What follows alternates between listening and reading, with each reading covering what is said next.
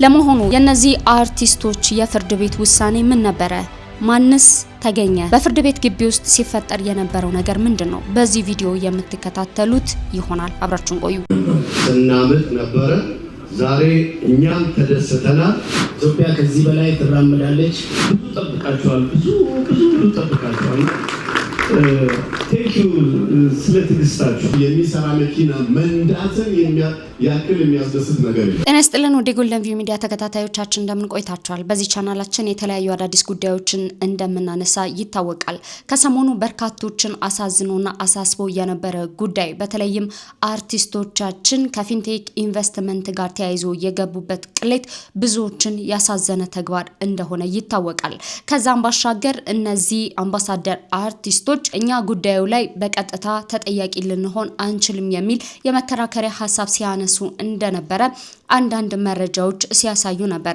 በዚህ ብቻ አልበቃም። ሐሙስ ዕለት በነበረው ችሎት እንግዲህ የዋስትና መብታችን የሚያስከለክል ስላልሆነ መብታችን ተጠብቆ እንለቀቅ የሚል ሐሳብ አንስተው ነበረ።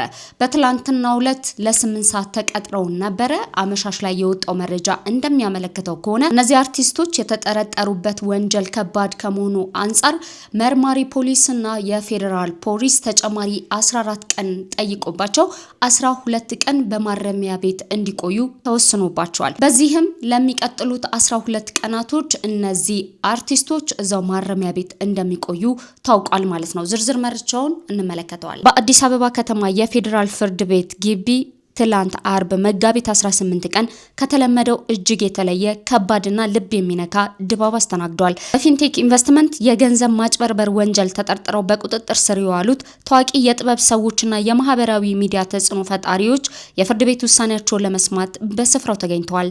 መንሱር ጀማል፣ ካሊድ፣ አብርሃም ግዛው፣ ይገረም ደጀኔ፣ ዳንኤል ተገኝ፣ ሰለሞን ቦጋለና ሰራዊት ፍቅሬ ትላንት ከሰዓት በኋላ በፌዴራል ፖሊስ የእስረኞች ማመለሻ መኪና ወደ ፍርድ ቤት ሲመጡ እጆቻቸው ላይ ካቴና ገብቶ ሁለት ሆነው ተቆራኝተው መታየታቸው በስፍራው ለነበሩት አድናቂዎቻቸውና ቤተሰቦቻቸው ፈጽሞ ያልተጠበቀና ሆድ የሚያባባ ትዕይንት ነበር። ተበዳዮች ደግሞ የፍትህ ተስፋ።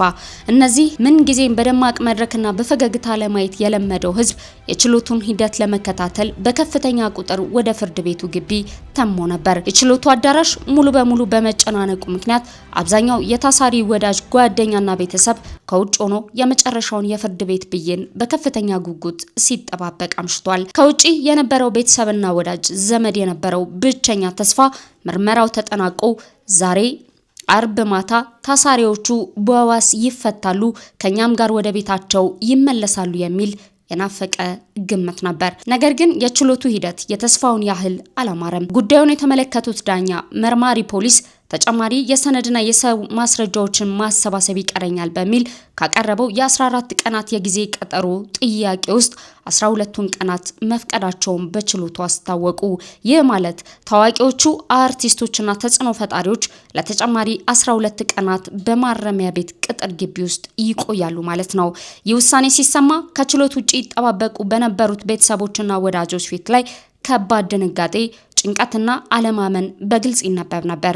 የዋስትና መብት ተከብሮላቸው ወደ ቤታቸው ይመለሳሉ ብለው ሲጠብቁ የነበሩ ቤተሰቦች ሀዘናቸውን መቆጣጠር አቅቷቸው በችሎቱ ደጃፍ እንባቸውን ሲያፈሱ ታይተዋል። ፍርድ ቤቱም የፖሊስን ተጨማሪ የምርመራ ውጤት ለማዳመጥና የእነዚህን ታዋቂ ሰዎች ቀጣይ ዕጣ ፈንታ ለመወሰን ለፊታችን መጋቢት 30 ቀን ተለዋጭ ቀጠሮ በመስጠት የዕለቱን ችሎት አጠናቋል። ከባዱ ነገር ተጠርጣሪዎቹ ከሰሩት የማጭበርበር ማስታወቂያ በተጨማሪ ከህገወጥ የገንዘብ ዝውውር ጋርም በተያያዘም ጭምር በፖሊስ መጠርጠራቸው ነው። ጉዳዩን የበለጠ ከባድ የሚያደርገው ደግሞ እነዚህ ተጽዕኖ ፈጣሪ ሰዎችን ማስታወቂያ በማስነገር የኤሌክትሪክ ተሽከርካሪዎች እናስረክባለን በማለት ከ600 ሚሊዮን ብር በላይ ከተበዳዮች የሰበሰበው ፊንቴክ ኢንቨስትመንት ስራ አስኪያጅ የሆነው ዳንኤል ዮሐንስም መከሰሱ ይታወሳል።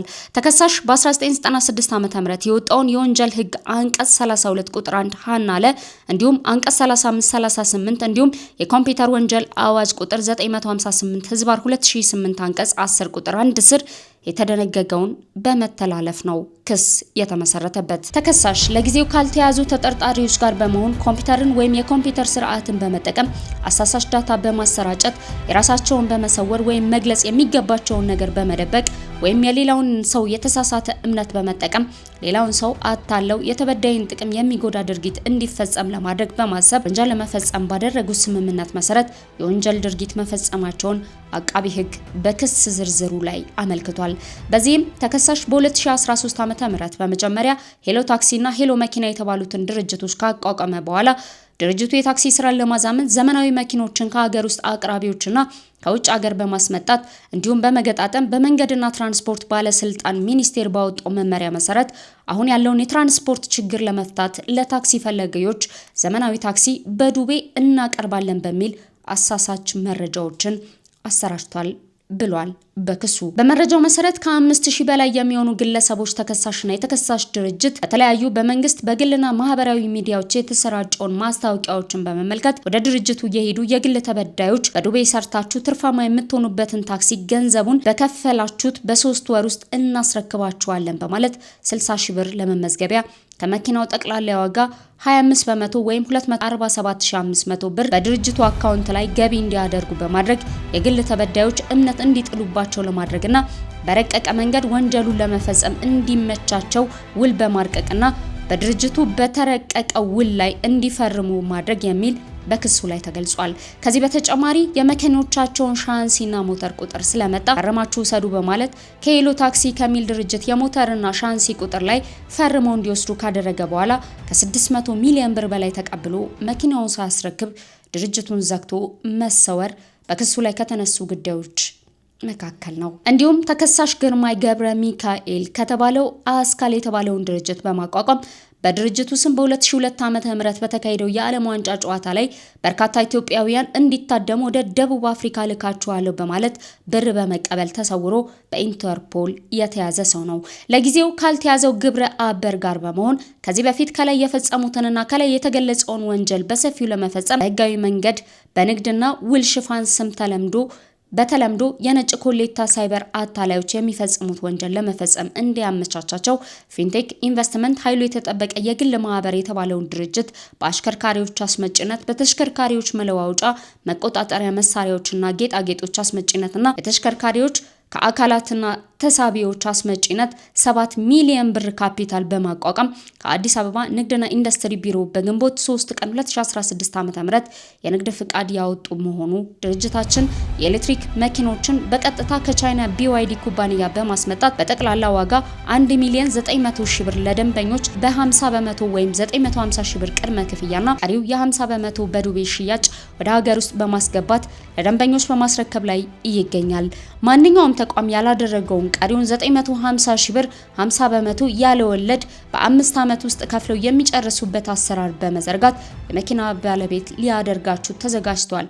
ስለዚህ ተመዝግበው በ3 ወር ውስጥ የመኪና ባለቤት ይሁኑ የሚሉ ማስታወቂያዎችን በማሰራትም ተከሷል።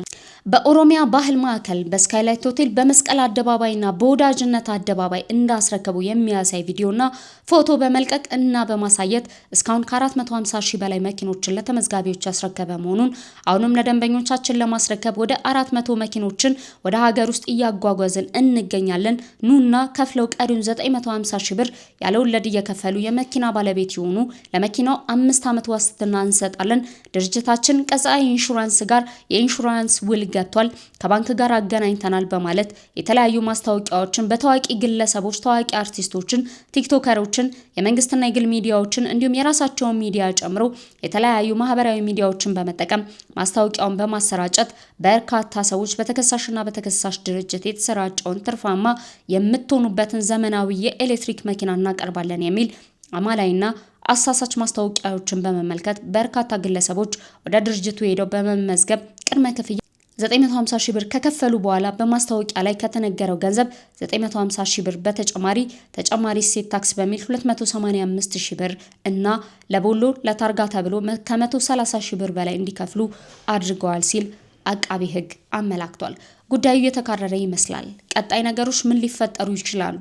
በርካታ በዚህ ጉዳይ ተጠቂ የሆኑ ግለሰቦችም ብሶታቸውን፣ ምሬታቸውን እየገለጹ ይገኛሉ።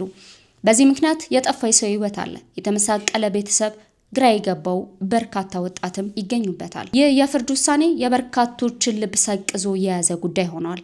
ቀጣዩን የምንመለከተው ይሆናል። አብረን ቸርን ሰንብት።